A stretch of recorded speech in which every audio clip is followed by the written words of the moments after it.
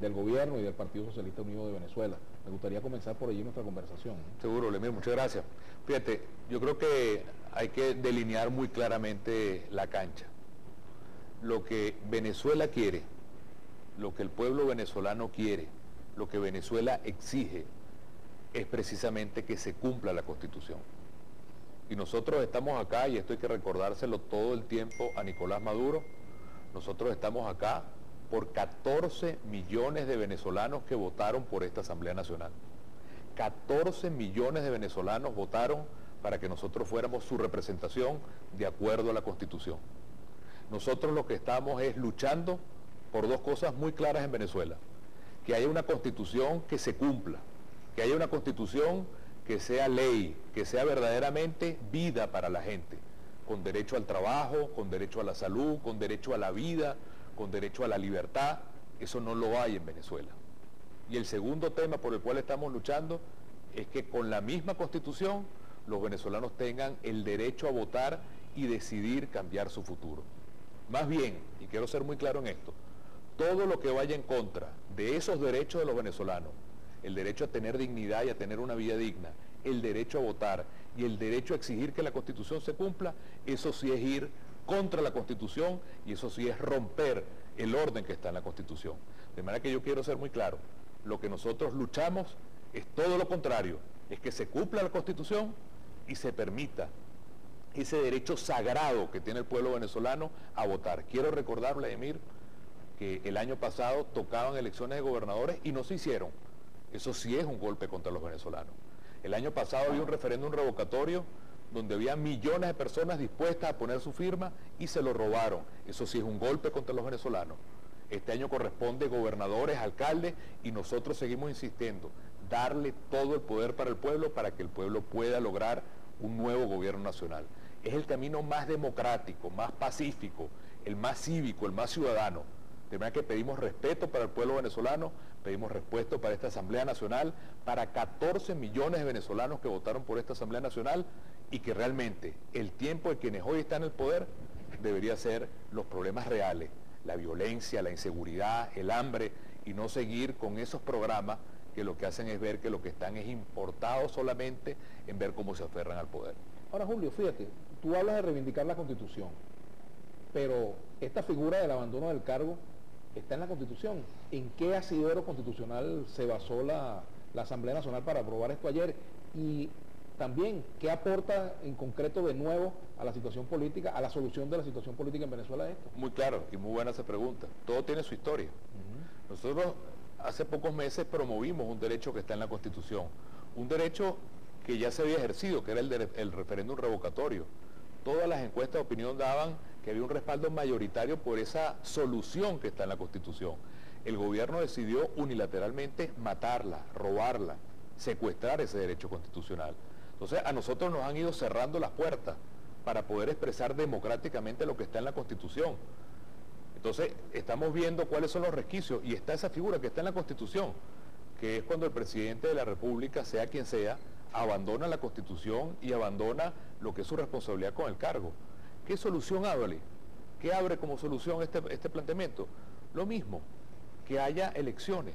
Al final, yo lo que quiero dejar muy claro a todo el pueblo venezolano, a quienes apoyan al gobierno y a quienes apoyan un cambio, que al final nosotros lo que queremos es que ustedes se expresen, que en esta crisis en la cual el país está arruinado, dividido, violento, lo único que podemos hacer nosotros para reconstruir el país es permitir que los venezolanos vuelvan a votar.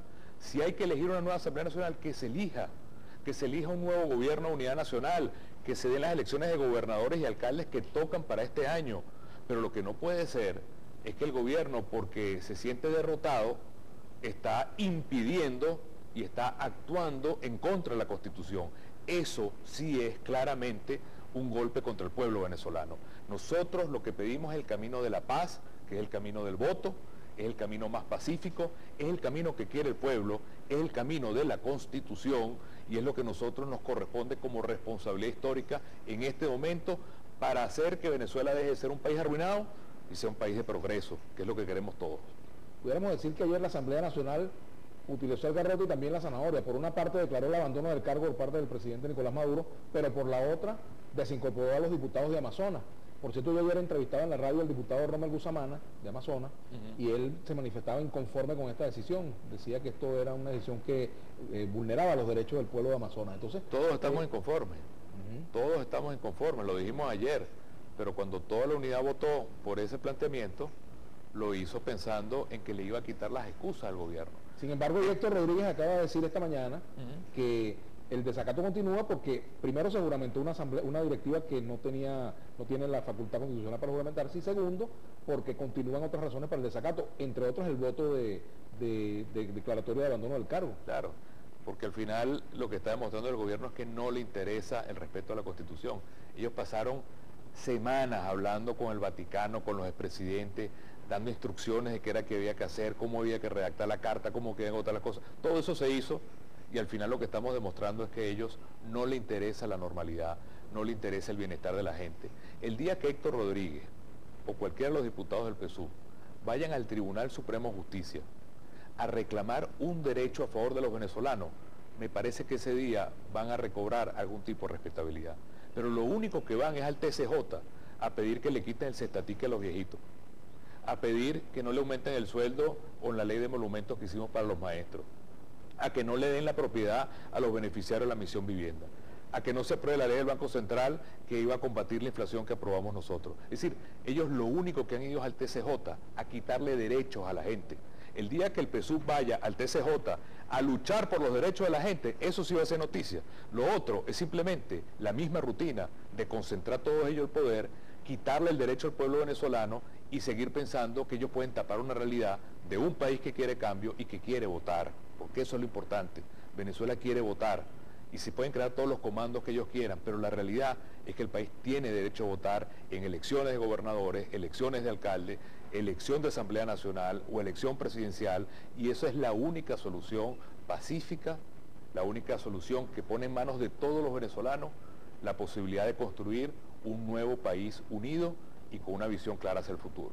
El presidente Maduro acaba de decir hace unos minutos que la oposición tiene que atenerse a las consecuencias, o quienes promueven estas acciones tienen que atenerse a las consecuencias en cuanto a la existencia de un proceso de conspiración. Y decía, bueno, que ya en el pasado se había demostrado que incluso tú formaste parte de una conspiración, y hacía referencia a los hechos de abril de 2002.